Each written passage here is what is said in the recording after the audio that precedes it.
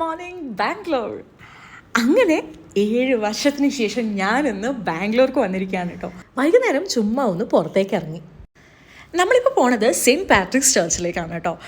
ഇങ്ങോട്ട് വന്നപ്പോൾ തന്നെ ഈ ഒരു സൺറൈസ് എൻ്റെ മുഖത്തേക്ക് കറക്റ്റായിട്ട് അടിച്ചത്. അപ്പോൾ പെട്ടെന്ന് ആരോ എന്നോട് നീ വന്നോ എന്ന് പറയുന്ന പോലെ തോന്നി. അങ്ങനെ തോന്നാനും കാരണമുണ്ട്, ഈ പള്ളിയിലും ഈ പുണ്യാളുടെ അടുത്ത് ഞാൻ വന്ന് പറയാത്ത പരാതികളോ ആഗ്രഹങ്ങളോ ഇല്ല കേട്ടോ. അതുപോലെ ഈ അഡറേഷൻ ചാപ്പലിൽ വന്നിരുന്ന് കരഞ്ഞുകൊണ്ട് കൊന്തയിലിട്ടുണ്ട്. ഇന്ന് ഞാൻ ഇവിടെ നിന്ന് പ്രാർത്ഥിക്കുമ്പോൾ ശരിക്കും എനിക്ക് കരച്ചിൽ വന്നു കേട്ടോ. അന്ന് ഞാൻ എന്തിനൊക്കെ വേണ്ടി കരഞ്ഞിട്ടുണ്ടോ, എന്തൊക്കെ പ്രാർത്ഥിച്ചിട്ടുണ്ടോ, അതൊക്കെ എനിക്ക് തന്നിട്ടുണ്ട് കേട്ടോ. ഇതായിരുന്നു കേട്ടോ എൻ്റെ ഹോസ്റ്റൽ. ജസ്റ്റ് ഒന്ന് ഗേറ്റ് തുറന്ന് അകത്ത് കയറി. ഇതിലെ കൂടെ ആയിരുന്നു പണ്ട് ഫോണിൽ ഇങ്ങനെ മണിക്കൂറുകളോളം സംസാരിച്ചുകൊണ്ടിരുന്ന വഴികൾ. എന്താണെങ്കിലും ഇന്ന് അതൊക്കെ ഓർക്കുമ്പോൾ ശരിക്കും ചിരി വരികയാണ്. അങ്ങനെ അവിടെ നിന്ന് ഇറങ്ങി ഇനി നേരെ മോമോസ് കഴിക്കാനാണ് കേട്ടോ പോണത്. പണ്ട് ഇതും ഒരു സ്ഥിരം പരിപാടിയായിരുന്നു. എനിക്ക് തോന്നുന്നു വീക്ക്ലി വൺസ് ഞങ്ങൾ എന്താണെങ്കിലും ബൈയുടെ അടുത്ത് വന്ന് മോമോസൊക്കെ കഴിക്കും. ഇന്ന് ആ ബൈ ആണോന്നൊന്നും അറിയില്ല, പക്ഷേ എന്താണെങ്കിലും മോമോസ് അടിപൊളിയായിരുന്നു. പക്ഷേ അന്ന് സൂപ്പ് കിട്ടുമായിരുന്നു, ഇന്ന് സൂപ്പ് കിട്ടിയിട്ടില്ല. എന്തായാലും കുഴപ്പമില്ല, നല്ല ചട്നിയായിരുന്നു.